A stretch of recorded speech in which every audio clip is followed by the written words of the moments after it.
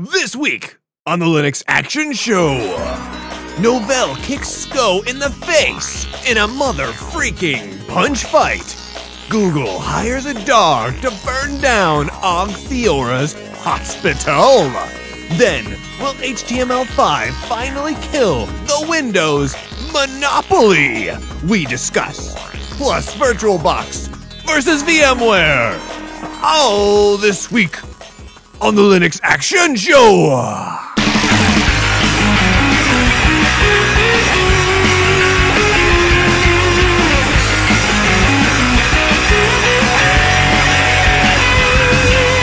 Hey everybody, we want to say we're sorry. We boo-booed. This episode, some buttons weren't pushed. It's late. We're sleepy. We're very tired. We pushed the wrong button. At the start, so you're watching this or hearing this at the start of the episode. It looks great. We've just recorded the whole episode and then checked the file and realized we screwed up the video resolution real bad. That's right. We record the first part of the show last and the rest of it first. Yes. Which means that the last part's going to be weird looking to you. The whole rest of the episode, really. Here's the thing. But it's a good episode. I want to say that this part looks great, though.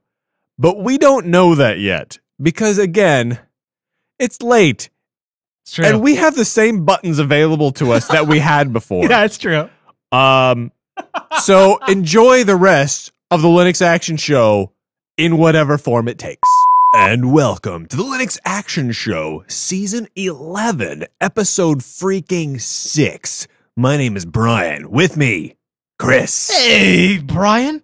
Believe it or not. Hey, Chris. The Juju runs Linux. Now, Wait, do you remember the Juju? The Juju. Isn't that the thing that was the Crunch Pad? Yeah, you got it, dude. Yeah. So this was the Crunch Pad, and then there was this whole legal dispute. Now it's been renamed to the Juju. Now this bad mamma jamma, reason why I'm talking about it is it actually looks like a pretty nice device. Wait, let me make sure I got the history of this straight. So the Crunch Pad was what's his name? Mike Arrington? Mike Arrington from TechCrunch. Blowhard decided I want a tablet. Yeah. And what he did is he said, hey, people in China. Right. Hey, people in China. India and different places, yeah. In India? Okay. He worked with another company. Hey, people in another country, go make me one.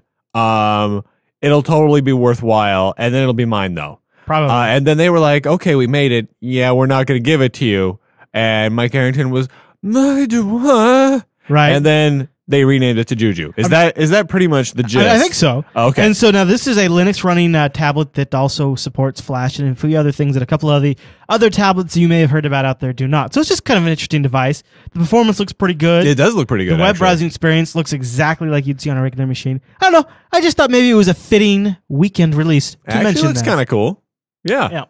I do like seeing new devices. You know, I have got a pretty cool Android pick for this week's show. No, you don't. I do. But you don't have one. You've already given us, like, was it four or so cool Android picks? I can't help it, Brian. It's not possible. Chris, hold up. Okay. There can't be that many cool Android phones. We'll find Everyone out. always says all the cool apps are on iPhone. So how is it at all possible that there are any more cool apps for Android? Only one way to find out. We'll have to say, holler to our boys over at GoDaddy.com first. Say what? I know, Brian. Are you talking about the fact that this episode of the Linux Action Show is sponsored by GoDaddy.com? I think I am. The world's largest. I'm over here. My eyeballs are looking at the screen. Yeah. Reading it for like the 106th time. I know. Yeah, they've been with us for a while. And I'm still reading it. There's like 4 sentences here. Yeah. I can't memorize 4 freaking you're sentences. Dumb man. I am a very, very dumb man. I know. This is why you're watching the Linux Action Show. It's not for the Linux news. It's not for Chris's hair, though that would be Maybe a good it might reason. be a little bit. That's not why. It's because Brian is a very, very dumb man. Right. And that excites you. So we should say... hold on. More about They GoDaddy. happen to be the world's largest, it says here on the screen, domain name registrar. I believe it. If you're ready to make an impact online, GoDaddy.com has got you covered. Domain names as low as 199 pennies, plus world-class hosting, unlimited disk space, bandwidth, etc. Do-it-yourself website builders, dedicated servers, SSL certificates. Okay, Right. Chris, what's SSL stand for? Secure Socket Layer. Nicely done, sir. It's as if you have been working in the tech industry for several times. Maybe, I don't know. Or it stands for super slick logo. As a Linux Action Show viewer, listener, or feeler, enter promo code Linux. It's Linux, in case you wondered how to spell Linux at checkout and take an additional 10% off your entire order. That's Some restrictions do absolutely apply. Yeah, buddy. See site for details. Get your PC now. GoDaddy.com. Thank you very much, GoDaddy. And we should mention also the Linux 20 code will get you 20% off hosting plans, which is a good deal.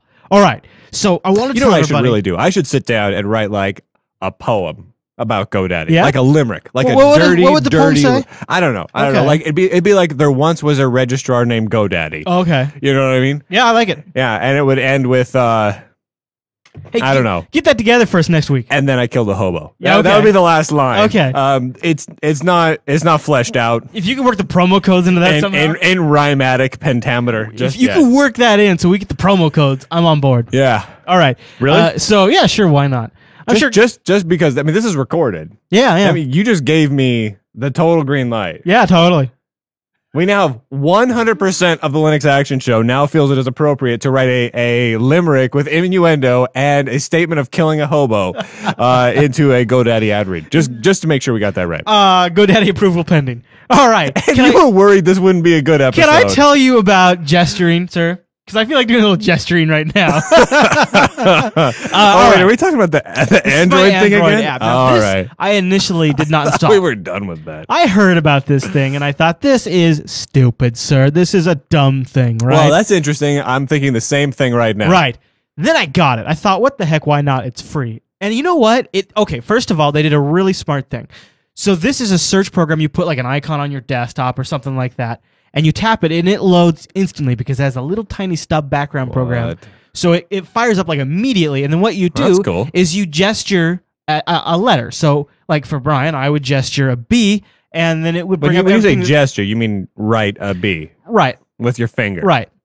So, but just a flick of a B, and I find your number in there. I find anything that matches that. Also applications, and it learns and adapts. And you can keep writing. So you can write like a whole word and it'll figure it out? Yeah. And I thought at first this would be stupid, but it's actually, when you start getting a lot of apps and you have a lot of contacts, this is a really neat way to quickly find something. I got to ask you a question. Go back to that screenshot there. All right, this one right here? Yeah, go back to that screenshot. Do you want that one? The person wrote an N.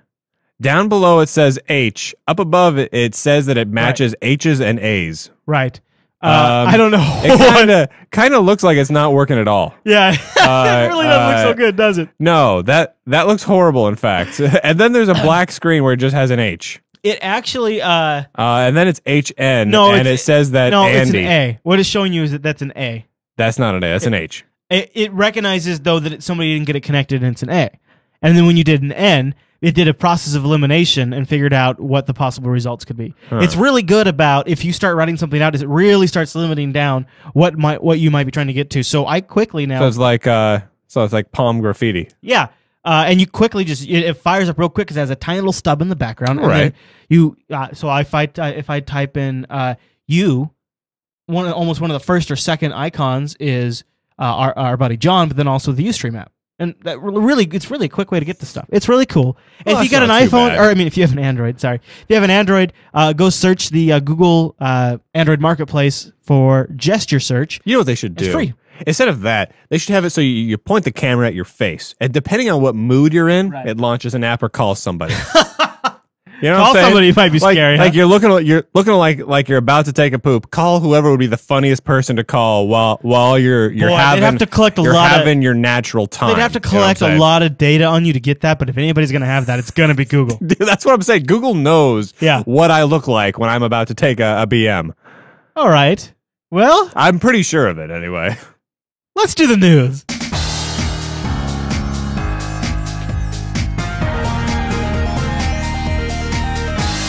What's new in the news this week? All right, Brian. I'll tell you what's new in the news this week, Chris. I thought. Wait, hold on. I want to tell people something before you go. No. Before you go, I want to say something real quick. Just real quick. We're doing something new. Well, apparently Brian's gonna go first. Brian's gonna read a story, and then I'm gonna read a story. We're gonna trade back and forth. It's late here at the Jupiter Broadcasting Studios. Real late. We thought we'd cut it cash. Well, what we're doing here is we're kicking off a new internet meme. It's called Brian Goes First. That's what it's called. All right. That's what it's I don't know called. if I have your. Okay, I got your screen up. Go ahead. You and show got what you got want. my screen up. Yeah. What do you want? Boom. Okay. There All it is. right, we're looking at OS News. Why are we looking at OS News? I don't know, Brian. Yeah, this is no. Go Oh, back. mine's go way back. better, but I gave it away. Crap. Go back. Go back. So there's two reasons we're looking at OS News. One is that this is just one of the stories about this that's happened to sit there, so we're gonna look at it. And two, OS News never gives us any love. We break stories all the time here on the Linux Action Show. You do? We do. Okay. You know what stories we broke? All of them.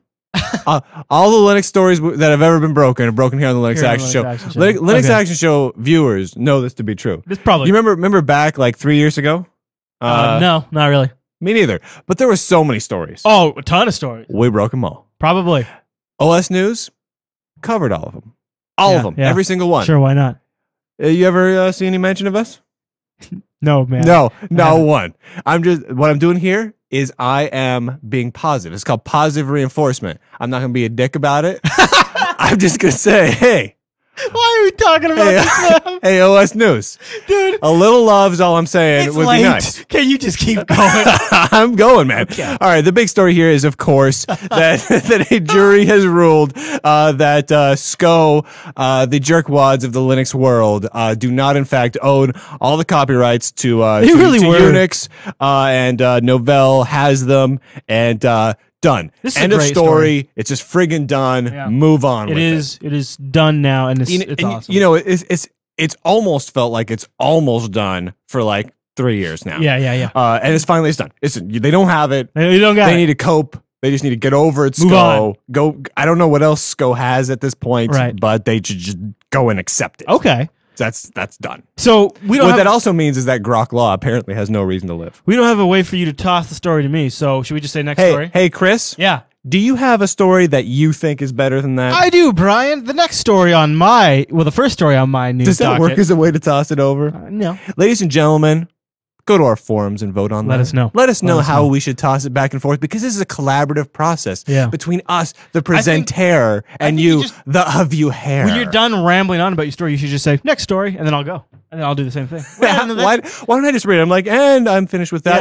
Yeah, all right. Done talking. And then you just go. Yeah. Okay. All right. The next story on my news docket for this It'd week. work a little better if you just seamlessly picked it up here, Chris. HTML video. Wait.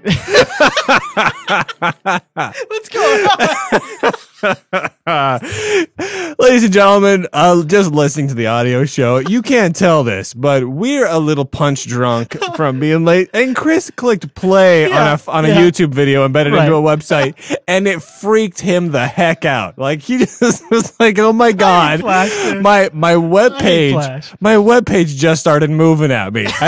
He just lost his mind. There's some gorillas in my computer. It's like the first time you see an animated GIF, and like back in like 1993, and like you were just going through a page, you were sitting at Lycos, you were like, I want to search for a dancing pony, and then all of a sudden a freaking low res 8-bit pony dances on your screen, and you freak out. What about the first time you went to the under construction?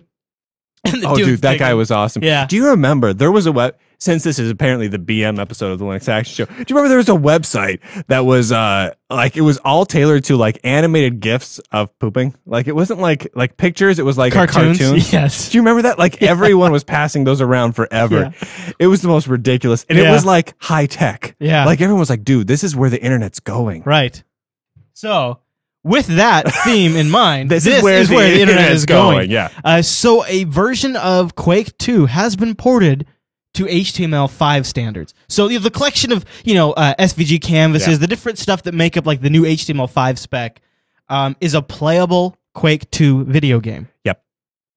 Interestingly enough, you and I were just waxing on about how now a lot of people have ISP internet speeds at the same data speeds that those early CD-ROMs had. Yeah. And, why aren't games as of quality streamed online as they were from the CD-ROMs? It kind of boggles the mind, doesn't it? But It's like this games like Myst, you know what I mean? It seems like we have fast enough internet pipes. Like, I got Fios going to my house. I got 20 megs coming down. That is so much faster. That's faster than like a couple of my hard drives. I'm sorry. It's faster than a lot of old Ethernet Ethernet networks. 10 megabit Ethernet. Yeah. I mean, come on, people. And so this is it. This is it. This GWT Quake is it. It is and I mean, it's just a tech demo. It's just showing that this is possible. But what's incredible is this kind of it works. The potential for this kind of application means this really does eliminate the Microsoft monopoly. So now, just to give everyone, makes Windows irrelevant eventually. Now, it's based on a Java port of Quake, so you can run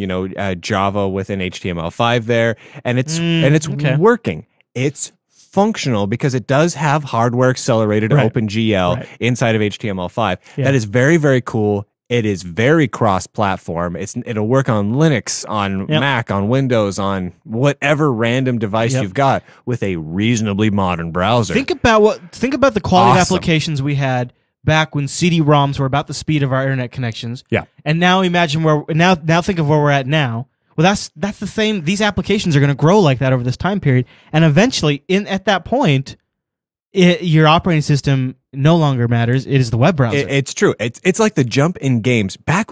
It's like Myst. Prior to Myst coming out, the best kind of adventure game you had was like kind of funky, pixelated, drawn lines, and then all of a sudden, boom, photorealism and awesome video.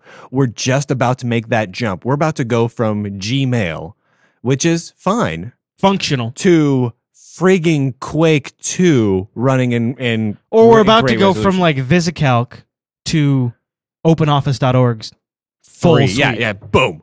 You know what I mean? It's phenomenal. And these are web apps, man. And I know it's reliant on the browsers being able to support all of these extensions and supporting full HTML5 and supporting the same common video codecs in HTML5 and all that. I know that. I know there are still hurdles. Yeah. But this could really take it to where it doesn't matter what platform you're actually running anymore. This actually could deliver on that whole, hey, it doesn't matter what OS you run anymore. It's the internet, man. It's the browser, and this really could mean it. It really hasn't.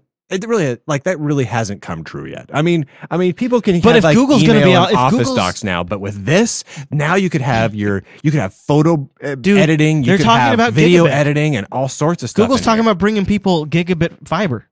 Gigabit. Seriously. Gigabit That's faster fiber. than your SATA hard drive. Gigabit fiber, right? HTML5 technology with OpenGL accelerated graphics. Phenomenal.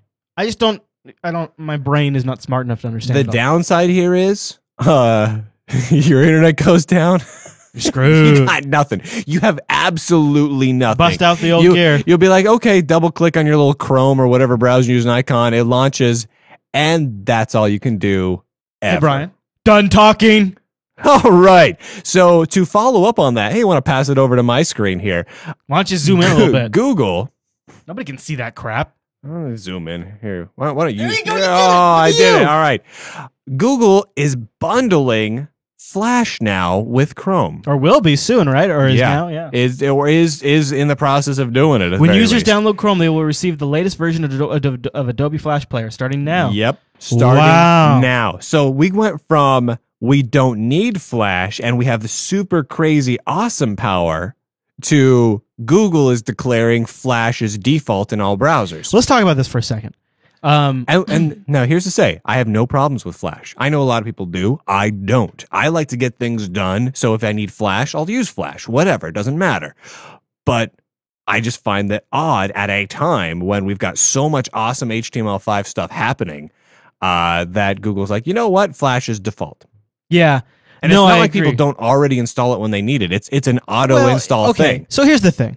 First of all, Chrome's made by Google. Google runs the largest video website in the world that happens to use Flash. So there is a point to be made there. Also, a lot of Google's ads, a lot of their higher end, higher pay are Flash. Yeah. But that said, I would think that Google probably made a deal with Adobe, and that deal is if you will develop a version of Flash for the Chrome tablets, which who knows what processors they're going to be on, who knows what special chips you might have to write to give them a little one up on the old Apple. If you do that, we bundle Flash and Chrome. I don't know. It's just that to me makes sense. I could see that totally happening. That's not a bad way to go. That's a good business move. It's a good give and take. Like that. I just think it's strange, that it's happening in light of such amazing things going on in the HTML5 Well, here's space. what I like about Chrome's approach, though. Yeah. And because this is my personal approach, is they're taking sort of your approach is they're going to have H.264 support built in. My approach? Whatever works. Now Chrome's going to be your browser that has H.264. It's got all your options. Ogtheora, and everything's now in Flash. it. Everything's in it. It doesn't matter what I like website that. you go to, what you want to do, everything's going to work. You know, and That is kind of a nice way to go. I briefly experimented at the release of the last Linux Action Show of embedding the latest video using HTML5. I want everyone to recognize that I showed incredible restraint in not making a comment just there. Go ahead, What Chris. comment? Nothing. All right. So I was gonna I started You all posting know what I'm last talking week's about. episode with the HTML video tag, and I had to pull it. I had to pull it within about 15 minutes. It just wasn't loading right for a lot of different Yeah. browsers, even the most Yeah. recent Firefox. There's still problems. There was, and then the other thing as just a content distributor, and I know a lot of you guys out there when you're watching the YouTube version, you hate those little pop-up ads. I don't like them a lot either, but we do make a little bit of money off that. A little and bit. It helps basically pay for some of the stuff we do, and there's not a way to deliver those yet with HTML5. That's good for you guys. It'll because get there, but it's not there yet. It's not there, and so that means we have to operate at HTML5 at a video, the video embed tag. We have to operate at a loss if we do that, and we don't have the margin to operate at a loss. We can't do it. No. So for us, that's kind of a No. scary deal too, because we feel the pressure to deliver in HTML5, especially with devices coming out that don't support Flash. But at the same time, we have the same pressure of, but if we switch to HTML5, we'll deliver the same production that we deliver now. So it's a really tight spot for us. And It's a sticky wicket. I'm not ready for the whole web to switch over. So the fact that Chrome's coming with Flash now means maybe there's time for people to figure out, because I would love to be able to make the change. Oh, but yeah. I got to be able to also pay the bills. So it's an interesting. It is highly interesting. But you know what's most interesting? What's that, Brian? I don't want to talk about this news item anymore. Are you all done? Done. All right, Brian. Well, the story on my news docket.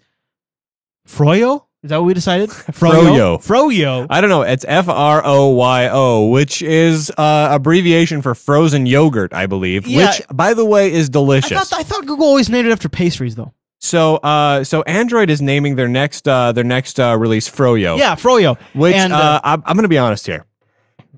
We need to talk for a second. To Google? Are we talking to Google right now? We're talking to Google. Hey, Goog. So That's what I call Google. So I thought you were amusing when you came out with the Eclair. Yeah, Eclair was... Eclair. Eclair would be good right now. There was donut and then Eclair, and I'm like, you know what? You're adorable. And then they announced flan. Remember that? Google flan. Yeah. And I'm like, you know what, Google? You missed it. This is a dessert I can't get behind. Right. I'm not interested in your flan. No, I don't want any. And I just really haven't jumped on the Android bandwagon since then. You think the name... Now they have Google Froyo. Yeah. And you're fine with that, right? Chris. Yeah. I love Froyo. All right, but... I love vanilla. Hey, Brian. Chris, I need you to stop talking. I need to list off all the flavors of frozen yogurt that I love. You're not doing that, dude. You're not doing that. Here's the thing. I love eclairs. Yeah. But there's one type of eclair. You stick some stuff in the middle of it, you pour some chocolate over the top of it, and it's a friggin' eclair, and you eat the hell out of it. Yeah. Froyo, on the other hand, you can put sprinkles on it. All right. Let's move on. You can put gummy bears on it. Shut up, Brian. Shut up. You can just put like a fruit compote on it and just mix it in. Brian, you gotta shut up now. Here's the thing. You could have a machine. It could run Linux. I don't know. Yeah. I don't know what frozen... Dude, if you know what frozen yogurt machines run, if they run anything, I don't know if they do. Let us know. You're cracking But you can up. have like one pull. You pull a pull. Hold on. together, man. Hold on. You pull a pull. 2 types of frozen yogurt come out. Yeah. 2 types. That's great. So what does that mean in terms of an operating system on a phone? So what it means... I want to know how I want to know how strawberry vanilla swirl froyo I'll tell you. translates to this. So here's Google's problem. And you'll notice these colors here represent the different flavors. And these different flavors are all the different various types of Android handsets that are out there that are fragmented, running Android 1.5, 1.6, 2.0, 2.1. Is that really what they represent? Yes. And so what the idea is, they're going to take all these various different flavors and they're going to try to bring it together into one flavor with this next release. They're going to try to... Google's goal is... This is all kind of rumor, but this looking probable. Google's goal is to solve this fractured problem they have of this very diverse operating system market in a relatively new handset era. It makes it very hard for, application manufacturers and things like that. So this is going to blend all those flavors together and make delicious frozen yogurt. What do you think about that? Do you have anything to say I'm about going to be honest. That sounds like the most delicious frozen All right. concoction I've ever heard Hey, of. Brian. Done talking. That's fantastic. I've got something to talk about. We got GNOME 2.30 release. This is on your list, huh? Depending on... Are you serious? Are you gonna give Gnome a little hard time here? No. You give Gnome a hard time. It's good. Hey, Gnome guys. Gnome and I are tight. Chris is giving you guys a hard time. But I would like to say flat out that when you get to the .30, 2.30, It is getting a little ridiculous. dude, I hear you. I know incremental releases. I know Gnome 3 is in design right now and is in the works. Have you seen that But stuff? come on. Come on, fools. Just you know what? I say you Gnome 2 guys really mess with the Gnome 3 guys. I know there's mostly the same take a look people. at this picture. But I think you guys should mess with them by just declaring yourself Gnome 4.0. Have you right seen now? this? Just screw with everything. What we're showing on the screen right now is the GNOME 3.0 shell for the audio listeners.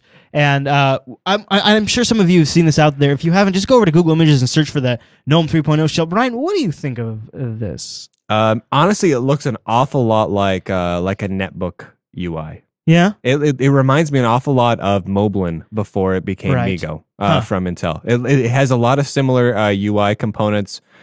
It's not like it's bad looking at all. It's just that's kind of the design. You know, it's got your navigation and your bookmarks on the left. You have kind of your Compizzy style, multiple desktops in the middle, and that's what it is. Yeah.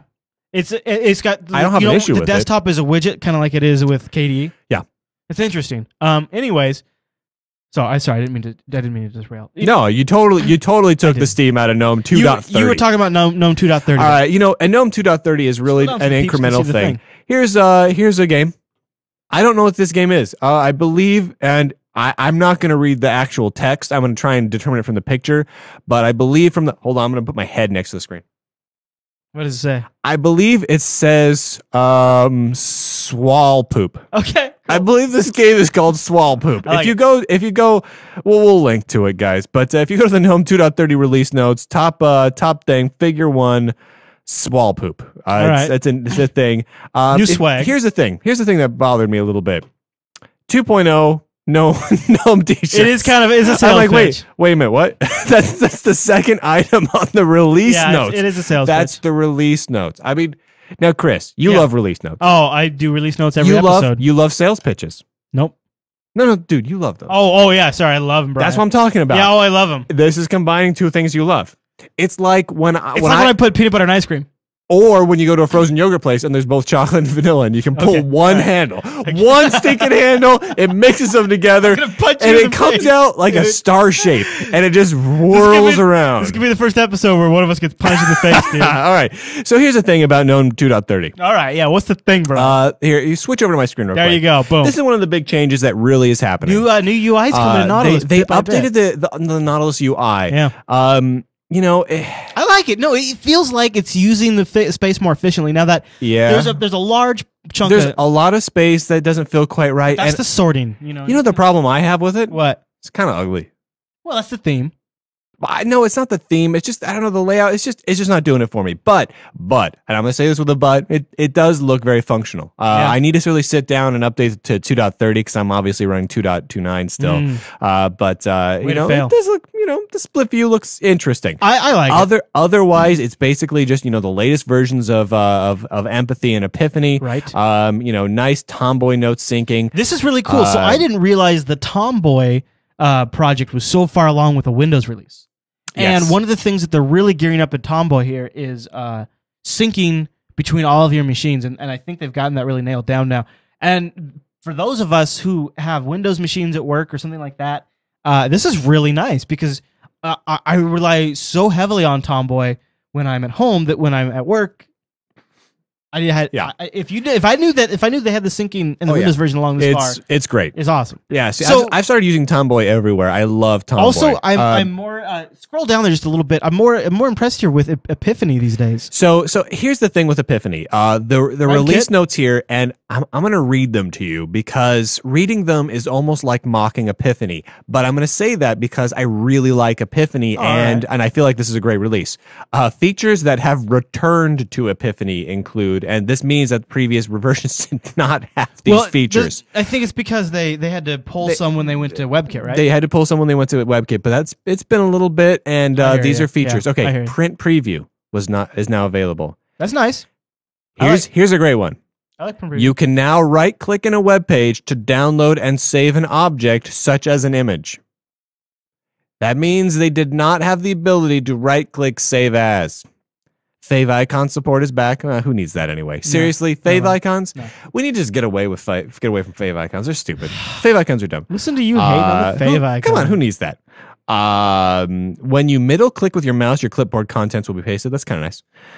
Contextual menus have returned and are compatible with custom page menus such as those used by Google Docs. Yes, you know how Google Docs will replace your right click? Yeah. Yeah, so that's that cool. was an issue. It's a nice web browser. Epiphany is a fast web browser. And honestly, Epiphany is my default web browser. I use it as my web browser. I'm currently running the the 10.04 beta for Ubuntu right now. Yep. First thing I do, install Ubuntu, rip out Firefox. Oh, wow. I apt-get remove that sucker very first thing. Boom, throw Epiphany back on. See, I went Chrome. I have Epiphany on there as my Chrome's great. I always have a second browser, and Epiphany is my second browser, and Chrome's my primary. WebKit.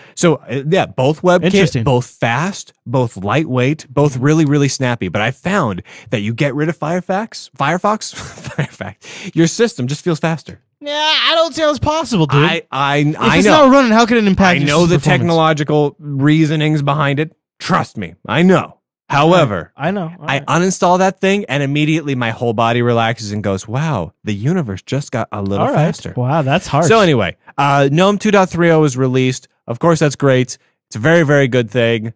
Yahoo for everyone. I really hope that we don't have GNOME 2.40. I always feel like these are because we need to make the jump to something that's not quite so incremental. I feel like it's time to move, but that's the plan. We need a GNOME 3. That's the plan. Or I'm saying, just make GNOME 4. Hell, make GNOME 5. Just out of nowhere, just literally on Wednesday, announce GNOME 5.0 and just have like the craziest designer you've got. He's probably Crazy Eddie. Find Crazy Eddie, give him some sort of illicit and illegal drug in America. You'll have to do this in, say, Brazil. Brazil does not have a law against the particular drug I have in mind, probably.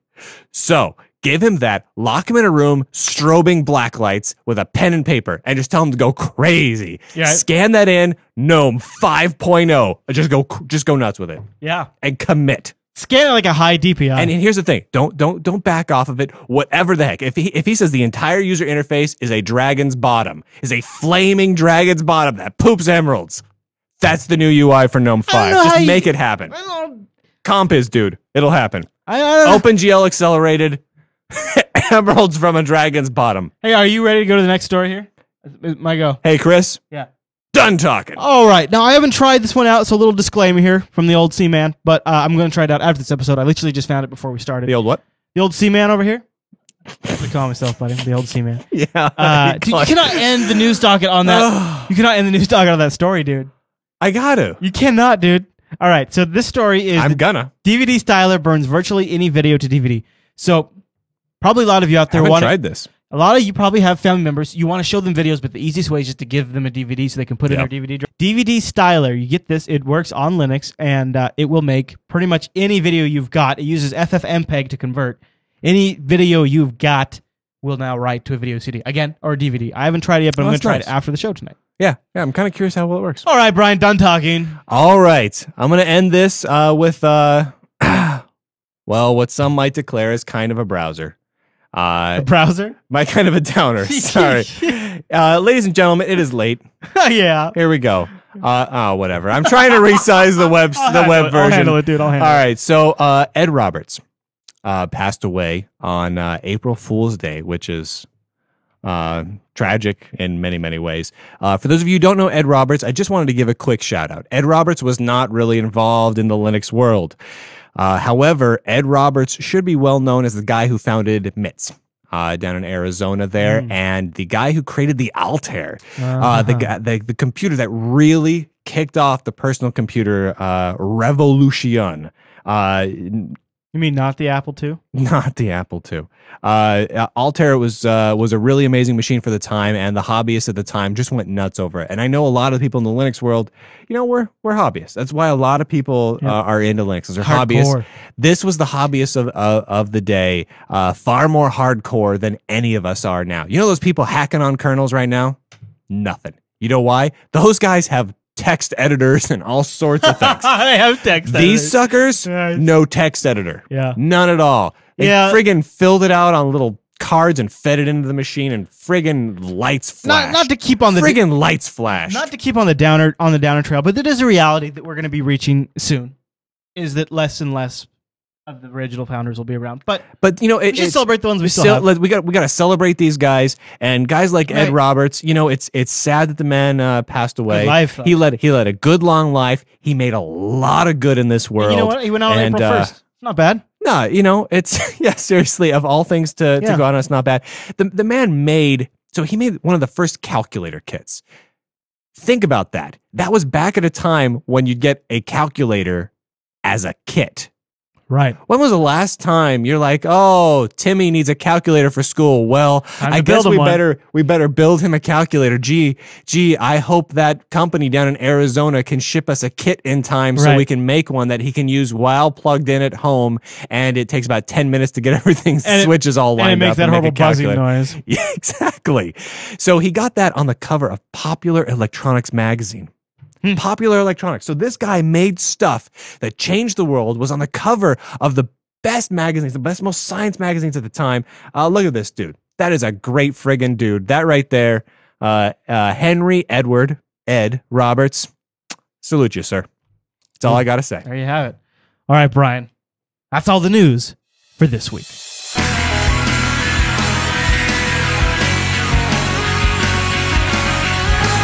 It is time for a look at VirtualBox versus VMware versus... I'm going to go with KVM as my preferred open source built-in Linux solution. You know, with KVM? And I thought what we would do is the review would be from the perspective of two different people in the professional IT world, computer whatever world. This is just two guys. Two guys need them a lot of virtualization. We both our jobs require a lot of virtualization. But we come at it from an entirely different point of view. Chris is on the IT side. Yep. He's making world-class enterprise servers work. They're amazing. He's making desktops do things. Incredible. Me, I'm just making software. That's You're all developing. I'm doing. I'm making software. So what's happening is I'm I'm making it so that Chris can have a job. Except for I don't. Except for you don't work on any of the stuff I work on. Oh, yeah, I don't. No. None of it, actually. No. I don't think you've ever worked on anything that even remotely resembles the stuff I do. No, probably not. Huh. So... Well, we couldn't be more removed from each other at this point in time. It's awkward now. End of segment. All right, let's talk about this. This is kind of interesting. Right. So, I mean, we've covered virtual machines in the past. Yeah. There's a lot of options out there. We reviewed a lot of them. We've even compared VirtualBox to VMware. I think it was like about a year and a half ago. Yeah, it was a while. We talked about a lot of things have changed in the VirtualBox world. And really, depending on what you're doing, it's different. I mean, you should be using different ones. There's no one hat fits every foot thing.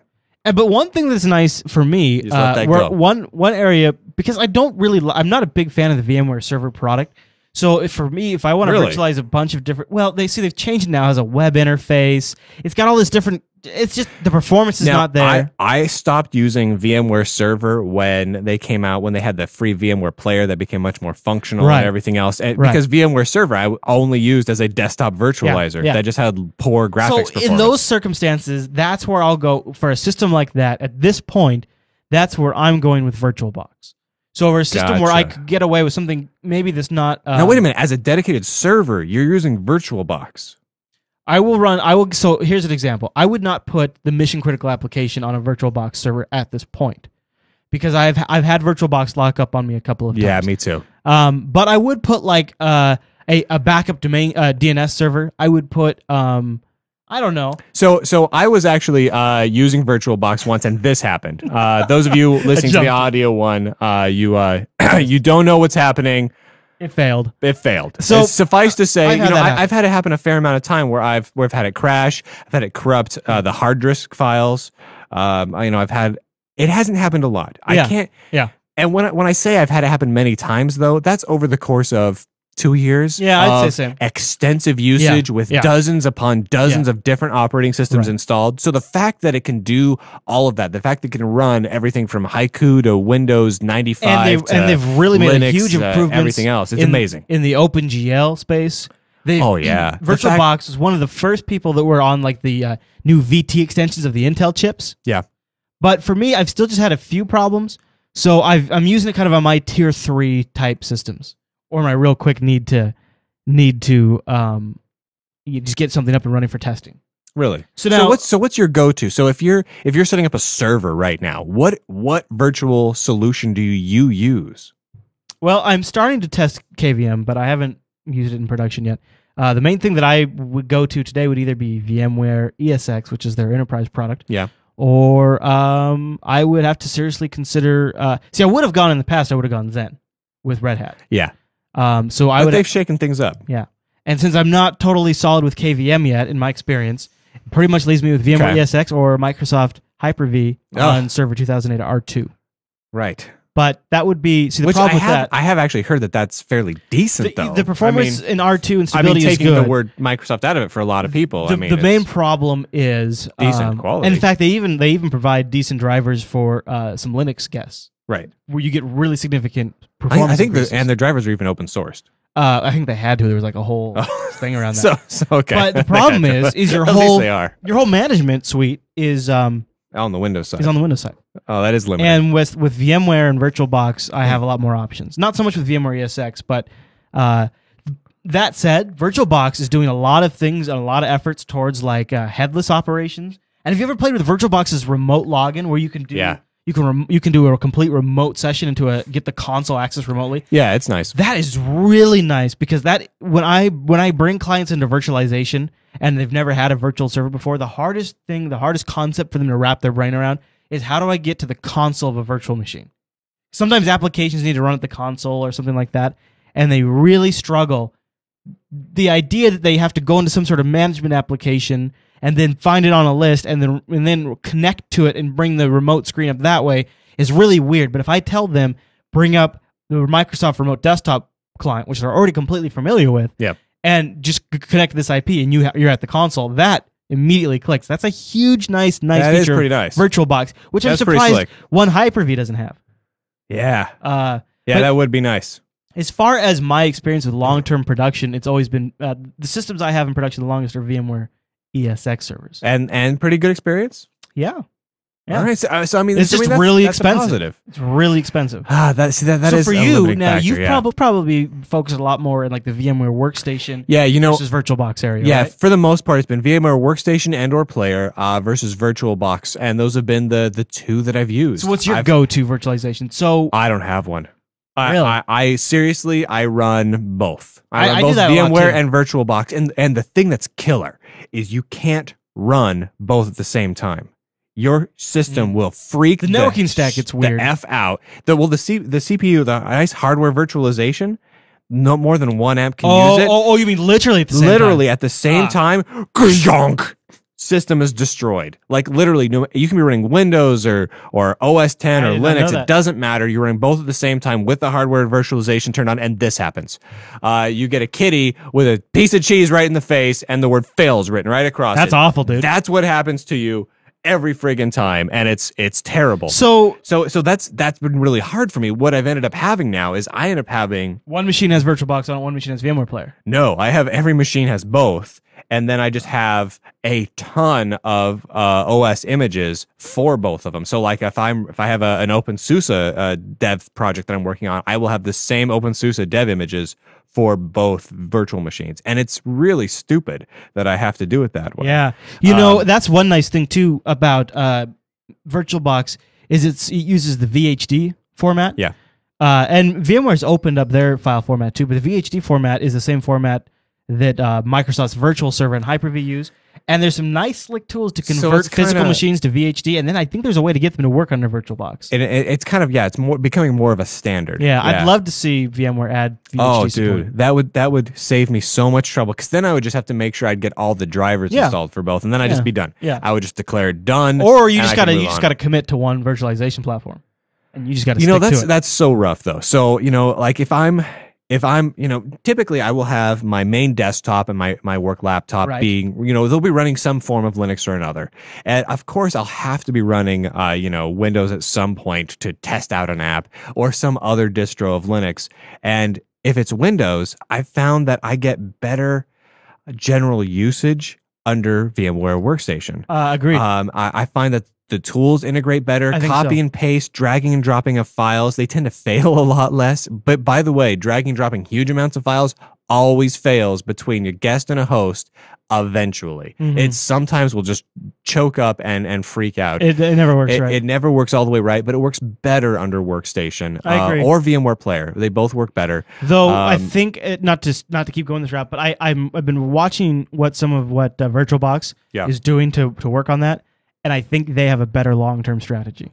But I think they probably do too. But right now, you're right. It's better in the VMware world. It's better. So, but like, if you want to run, Windows, I end up having to do VMware. And if I want to run Linux as a guest, I go VirtualBox more often just because I like having all of the compiz and 3D effects. However, some of the 3D effects, 3D graphics driver support turn on in VirtualBox causes some distros to choke up completely. Or that's usually when I've had VirtualBox and basically too. pull a Microsoft blue screen style. Go ahead and switch over my screen. I'll show everyone a little bit. Oh, like like that. Right they do something like that. That's kind of what they do for that sort of scenario. So I'll end up toggling back and forth between the virtual machines for one specific platform that I'm mostly using, and then all the subsequent ancillary guests that I have to run from time to time, I end up having to have with me. So I always have to have both. Now, it's a pain in the butt. Isn't there a work in progress for VMware to get DirectX acceleration under Linux? Yeah. Inside, so your Windows guest can have DirectX acceleration. Isn't there something? Yes. I don't know. That could be a game changer. I know that VirtualBox is working on a lot of that stuff too. It's really interesting.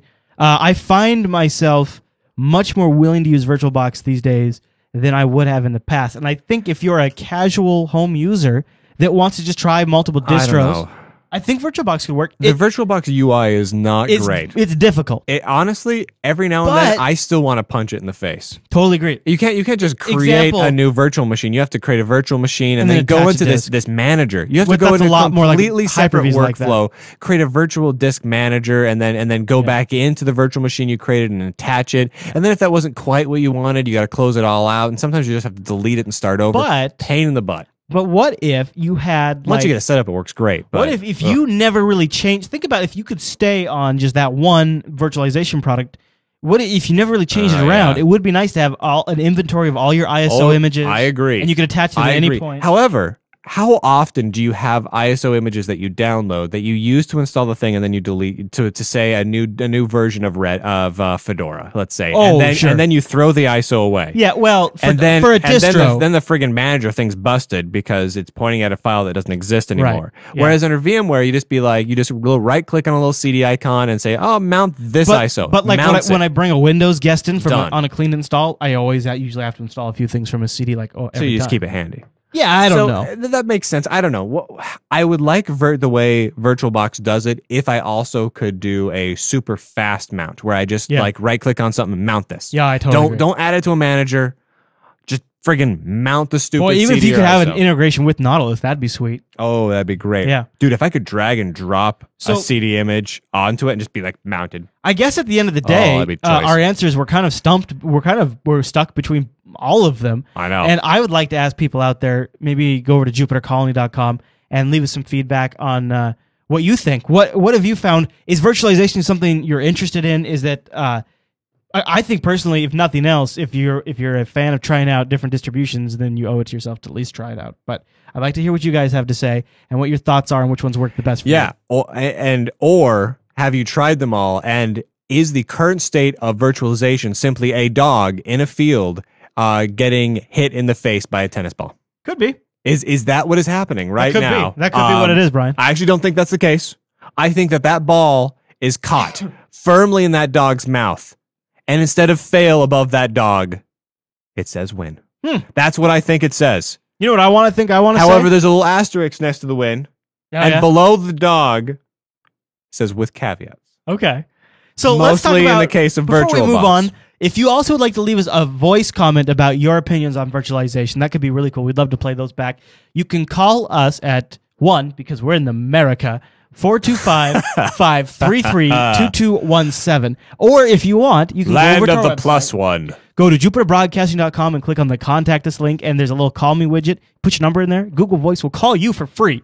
You can even be anonymous. Amazing. That is awesome. And then it will transcribe your call. And there's also and Skype inject options. that text into a database. And there are very handy And it will Twitter profile options. you. And the next time you try to get onto a plane, something crazy will happen. So we would love to hear from you, and that is how you get a hold of us. Sure is. All right, so that's our look, and we'd love to get that feedback. So please use that phone number or go over to jupitercalling.com. All right, Brian? All of those words are great. Let's do the things that we do now. And the rest of the show with the word. I have no doubt in my mind that this show is over. Oh, it is definitely over, Brian. It felt over. You know what I mean? Like if an episode itself could jump the shark, it probably did when you mentioned your first bowel movement at the top of the show. No, I'm pretty confident we were on or before the shark. Yeah. Up until the point when you declared that we were going to do the thing that we do now. I think that is. And you looked at me with panicked eyes. No. Where you're like, Brian, what the F do we do now? I'm just tired, Ladies and gentlemen, 106 episodes in. I should say. Chris gave me the what do we do look. I should say, okay, so here's my story. It's kind of the end of the episode. right. I'll just wax on about this for a second. It's kind of dumb, but I'm a new dad, right? I know. Got the new kid. Yeah. And he is really getting mobile, and he can get up on his crib now, and he's starting to be able to reach over it. And so it could be any time that kid flops right out of that crib. Yeah. Right? And the problem is out straight from his bedroom is a staircase, and he loves those, right? Oh, man. Loves them. So That's dangerous. my wife keeps going on and on about how he's going to fall down the stairs in the middle of the night, right? So I get all worked up in my head about thinking about how that could happen. And at one point I was dreaming, I thought I heard him jumping down the stairs or rolling down the stairs, and I propelled myself. I leaped. It was quite, I don't want to brag, Brian, but I would probably say it was very graceful right up until the point. So I'm sure you were like a little ballerina. if you just picture me You were through the air, legs a kinder. in my underoos, just rocketing out of bed. I don't know why, but I picture you in Batman underoos. Oh, absolutely. Absolutely. I just declared on the internet that I picture you in Batman Hey, underoos. Batman underoos are awesome. And so I'm going to say this straight up. go ahead. One man can picture another man in Batman underoos, and it's not like a weird thing. It's okay if it's Batman underoos. No, it's a little because weird. then no. I'm trying to dig my foot out of my mouth here. What Yeah. I'm saying is it's okay because it's really not a state. It's just a statement that Batman underoos are cool. Is what it is. That makes you Okay, Robin, that's- dude. That makes you Robin. Oh, that's weak, dude. That's totally weak. All right, so Hey, let me let's tell do my the story. thing that we do now. So I leap, but here's the problem. During my graceful leap through the air, I landed. My landing was not so graceful, and I totally twisted my ankle really bad. All right. Yeah. So I've been limping I got banged up real bad, like real bad. That's what you were saying. It was bad. I know. So I've been limping around all week. I am exhausted because it's like the first couple of days I had to use crutches. I thought you told me about the story a couple days ago, and you're like, man, I did this crazy thing last night. And I'm like, no, that sounds, oh man, super crazy. I'm like, dude, he's just coming up with whatever excuse he can to be a crybaby. I'm like, whatever. Really? And then, No, I really did it. And then you showed me your foot. Yeah, Like about That's an after hour days ago. of healing. You're like walking around here barefoot, and don't bring your foot up here, man. I can't. Don't I wouldn't show your up on foot. camera. Don't It would friggin' gross show everybody your out. foot. It's all like dark. Do not show, Chris. I'm not showing my foot. Keep your foot on the ground. not gonna do it, all right? Brian. It is like purple. It looks like a shark without teeth, like an elderly shark that's like lost all its teeth, like nursing home, like shuffleboard shark, like a weird grandma shark. Bit him hard on the foot. Nommed on me real And good. just like gummed his foot up because it is just blue and awful looking. Yeah, and that's I feel for you, man. after substantial And healage. I feel guilty now for like thinking, Right. oh, he was just kind of exaggerating. Now, this before story we here. wrap up, we should say thank you to everybody who purchases something from the Jupiter Broadcasting store at store.jupiterbroadcasting.com. Thank you for being consumers. Along in there with the swags that we have for the show, everyone could use them. My What's the saying, Brian? My thermal pet hamster. My Thomas? thermonuclear pet hamster Thomas runs Linux. That is a callback to like the 6th episode of the super Linux old. Actually, that is 100 episodes old. I believe that is episode 6 that came from. That was our runs Linux back and then. then. We also cover a lot of the stuff that we use in the studio, like our microphones, and those are actually a really great deal. So check all that stored at Jupiter yeah, I got Broadcasting. one of those microphones right here in front of me right now. Been using them since the beginning. And that is an Amazon for this affiliate, one. so there's a small percentage that we make. So you get yourself something, we get And I'm something. going to be That's clear. awesome. Right now, my voice is coming into your head like gravy. It's like gravy in your head right now. And that's all thanks to this MXLML 990 condenser microphone Good that mic. I just read all those How words old? off the I was just website. thinking about that when I was putting this on the store. I thought we've been using that mic, these original Great mics, mics. original Yeah. for a long time. Long time. It's awesome. We started on, No, we didn't not start these, on but these mics. that's what we but switched to. We Well, switched to these. quickly. Yeah. Within a year. Once we realized the original mics we were using were a little bit crap, we switched over to these guys. Yeah. Yeah. All right. So we're not going to steer you wrong is what we're saying. I guess that pretty much wraps up this episode. I'm done. All right. I got absolutely nothing else. All right.